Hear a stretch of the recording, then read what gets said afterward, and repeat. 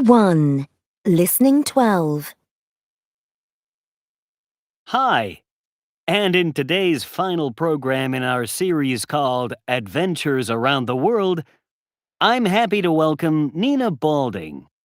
Nina's just arrived in the studio, and she's going to tell us about her experience of climbing Mount Everest and how she prepared for it.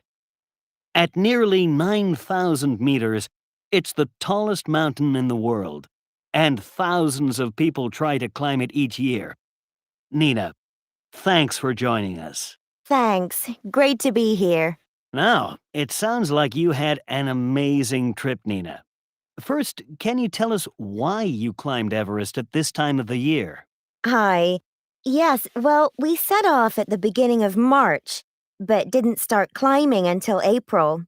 It's best to climb the mountain during April and May. In winter, the low temperatures and strong winds make it much more difficult. And between June and September, there are often dangerous storms. And how did you begin to prepare for the climb? Well, of course, the first thing is to be very fit.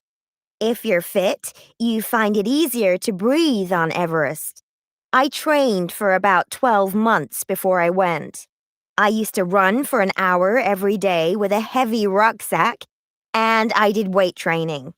If you can, you should also climb other mountains to get some experience. And you came back last week. Do you still feel fit at the moment? Yes, I do, but I lost a lot of weight while I was on Everest. That's quite normal. In fact, I was told to eat a lot before I left so that I would be heavier during the climb. And did you carry food with you? Yes, you have to eat all the time. The problem is, when you're climbing, you often don't want to eat. We took a lot of nuts, biscuits, and chocolate. When we weren't climbing, we cooked meals that we had taken with us. Prepared meals in plastic bags that you put in boiling water. They're not very tasty. We also had to melt snow and ice to drink. What special clothes did you need for the trip? Lots. Although May is a good month, it can still be cold. One day it was minus 15 degrees. You can't imagine how cold that is. However, I wore strong boots for the snow and ice, and I had 5 pairs of socks. The pants and jackets I took were light, but they kept me very warm. I wore them in my sleeping bag because it was the best way to dry them at the end of the day.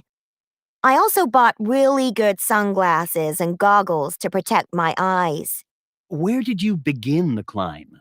We started the climb at a place called Base Camp. We stayed there for 4 weeks so that we could get used to the extreme conditions. At first, we all found it difficult to breathe because the air was very thin. I got a lot of headaches and didn't feel very well. And I know you don't like the cold. Was that very difficult for you?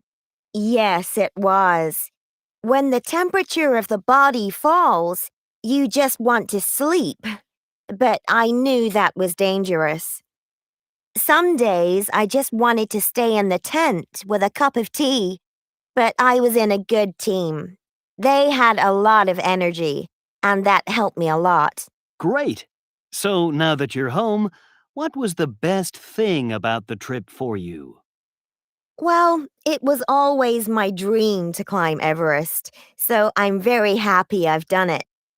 But the best thing is that it's made me a stronger person. And I have to ask you, Nina, would you do it again?